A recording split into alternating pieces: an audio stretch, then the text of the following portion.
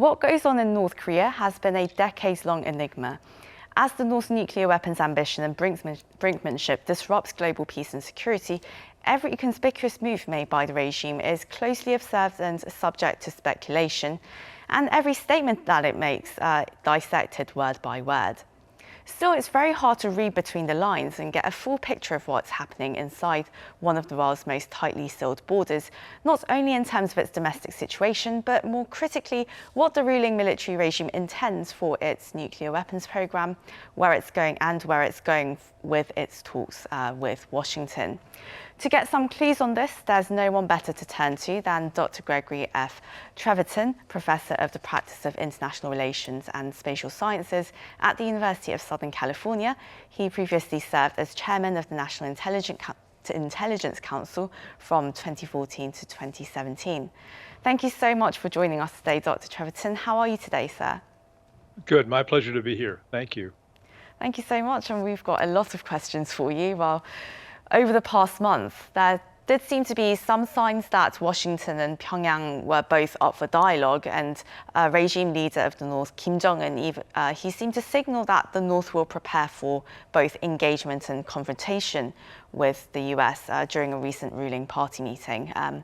But then when U.S. Special Envoy for North Korea Sung Kim and your National Security Advisor Jake Sullivan expressed some optimism that the North was very quick to sort of shut down this kind of window of opportunity, saying that the U.S. officials really shouldn't hold their breath. So what do you make of all of this? Do you think North Korea is really shutting the door on dialogue, or do you think it's just playing hard to get? I think it's probably more playing hard to get. There's really no reason for it to kind of shut the door on dialogue right now. After all, they might as well see at least what the Biden administration might be prepared to offer. So I think they have little to lose by dialogue. And my guess is that was really more a tactic to buy a little time and maybe try and raise the price a bit of the dialogue when it happens. And well, during the US-South Korea summit, which took place in late May, President Biden said during a press conference that he won't give Kim Jong-un what he wants until he is certain about the dictator's intentions. Then how much of a threat do you think North Korea's nuclear weapons program poses at the moment? And how do you assess Kim Jong-un's long-term intentions for his regime as well as his nuclear program? Well, the second question is really the big question, I think, what is on Kim Jong-un's mind. Certainly the nuclear weapons program that they've ongoing, they've made progress in the last few years, better missiles, no new nuclear tests, but better missiles and improvements of all sorts. So the program is a threat. I think it's a threat regionally. It's ultimately a threat to the United States itself. So it's certainly worth doing something about. The big question is what Kim Jong-un intends. I'd hoped the last time around during the Trump administration that he'd come to the conclusion that maybe he'd gotten about all he could get out of his nuclear program. And since he's a relatively young man who presumably hopes to govern North Korea for, who knows, 30 or 40 years, that maybe he'd thought that having gotten what he could from his nuclear weapons, he ought to try and not rule over basically a nuclear pariah, but see if he could begin to achieve some economic success. That was my hope, and I think it's still my hope that he really is prepared to at least think about a broader, more cooperative relationship that would help develop North Korea, even at some cost to his nuclear program. Well, Kim Jong-un, of course, has been a very interesting figure for most people around the world, given his young age, as you just mentioned, and his rather conspicuous appreciation for Western pop culture as well, and of course his German cars. So really everything from his weight to public appearances, it's been subject to a lot of speculation. So what were your thoughts on him, and did your initial assumptions on him actually change over time? Yeah, I think they have. This is not Kim Jong-un, but when I was in the government the previous time in the Clinton administration, we did the agreed framework. And I thought at the time that that was a wonderfully cynical exercise in statecraft of which we naive Americans were hardly ever capable, that we were going to offer all these goodies, but then the regime would collapse before we had to deliver. Well, I got that wrong, and so I'm not going to make that mistake again. I'm not going to predict the fragility or instability of the North Korean regime. And over time, I've come to have a grudging admiration for Kim. He is flamboyant, sometimes unpredictable, but he does seem to have, he's continued his predecessor's pattern of every time he gets in trouble, kicking up a crisis and then hoping to get bought out of that crisis. So I've become a somewhat reluctant admirer of him, somewhat against my initial predilections. And of course, there was a lot of talk and there was a lot of excitement back during the Trump-Kim talks. And you said, though, before these talks happened in 2017, that leaders believing in their people skills continuously trip into a fallacy by believing their own experiences rather than reports by intelligence analysts. And surely enough, in 2019, the talks between Mr. Trump and Mr. Kim, they broke down in Hanoi over the terms of denuclearization. And US intelligence analysts, they have been saying for quite some time that Pyongyang will never give up its nuclear weapons. So if their assumption is true, then what are the eventualities that the US and South Korea will have to prepare for? That is the big challenge, I think. I mean, I think probably intelligence analysts would be skeptical that North Korea, who thinks its nuclear weapons guarantees the regime, will give them up entirely. But I think we can imagine in a longish process, a process that might, would have a peace treaty in it finally, that might have steps on both sides, that might lead, if not to the full denuclearization of North Korea, at least to enough confidence building and other measures so that neither South Korea nor the United States feels threatened. We're a long way from there now, but if I were Kim Jong-un, I'd be thinking a lot and looking at Israel and saying, is there some way I can move my program in that direction?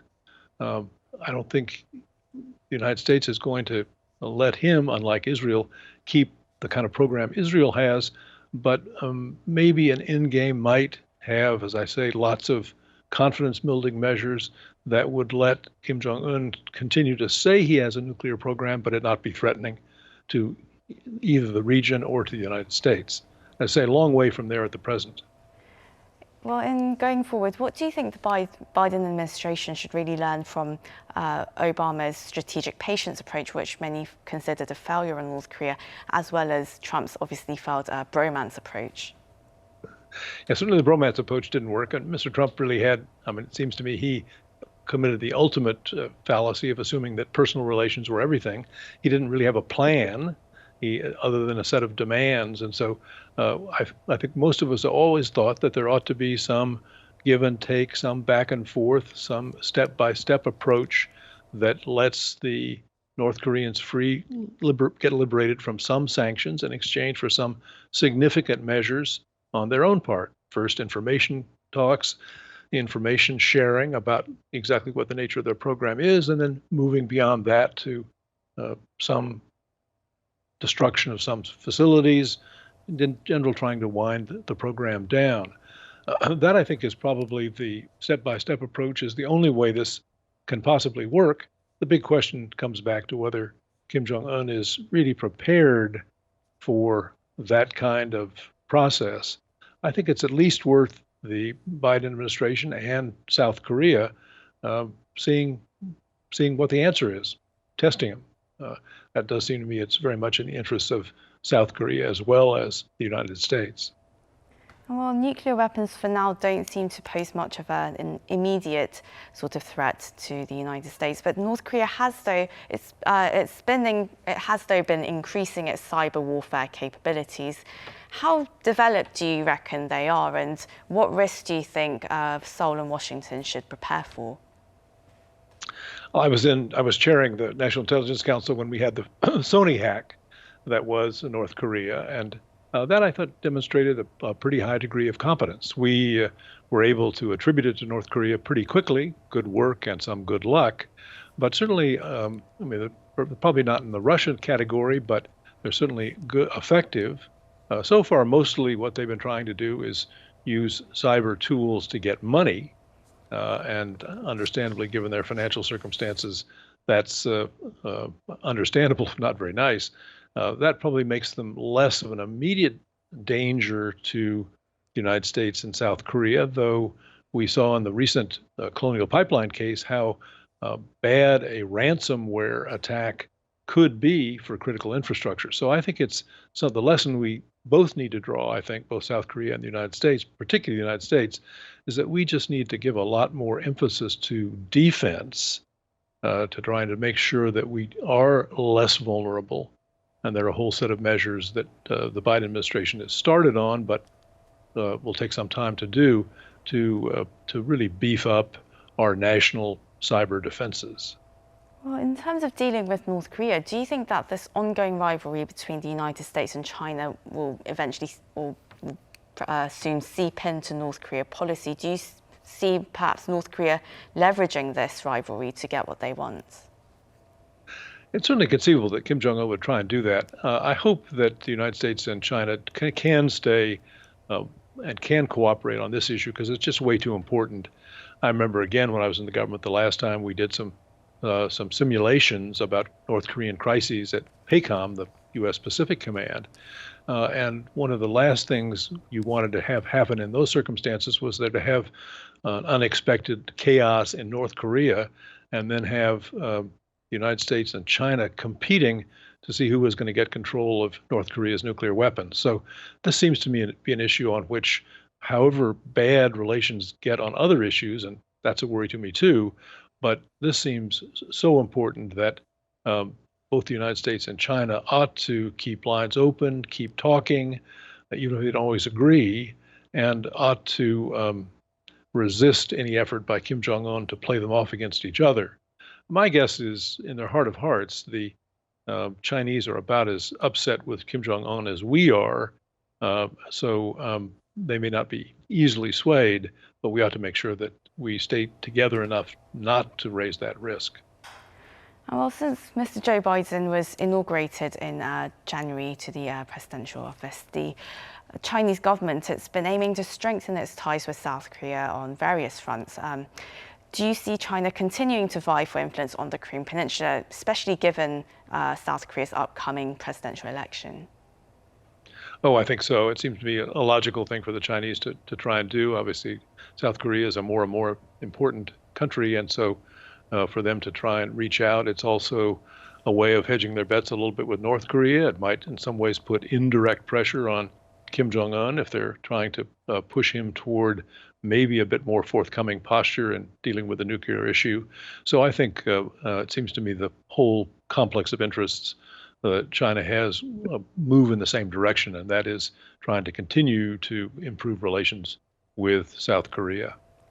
And well, in the face of all these regional security issues, Washington has really emphasized the importance of trilateral cooperation with its strategic partners, Seoul and Tokyo. How critical is it to really maintain and strengthen the intelligence sharing for regional stability? I think intelligence sharing is an important piece of it, and trying to bolster that trilateral relationship is, I think, always important. As we know, it's not easy. Relations between Japan and South Korea are always a little tricky, but trying to continue to do that seems to me to be important both in the intelligence realm and in the policy realm as well. And for reasons that have to do not just with North Korea, they're certainly important there, but we also have the worry about Taiwan. And so the closer we can be on all those issues among the three of us, I think the better.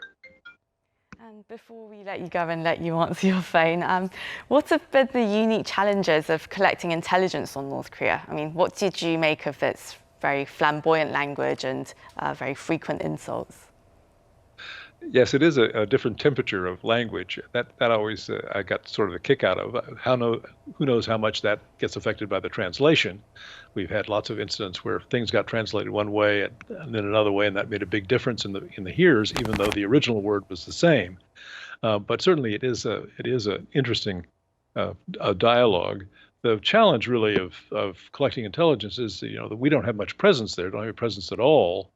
And so when I was on the inside, I was fairly careful about meeting with the NGOs and non-governmental organizations and those countries that did have a presence in North Korea, just to get some sense for what was going on the ground. That is the hardest, and getting close to a regime, close enough to a regime like Kim Jong-un's to understand what makes it tick. That, I think, is a real challenge. It is the hermit kingdom. Well, that was Dr. Gregory F. Treverton, Professor of the Practice of International Relations and Spatial Sciences at the University of Southern California and former Director of the U.S. National Intelligence Council. Thank you so much for your insights. It was an honor having you on our show. My pleasure. Thank you. And to our viewers around the world, thank you as always for watching.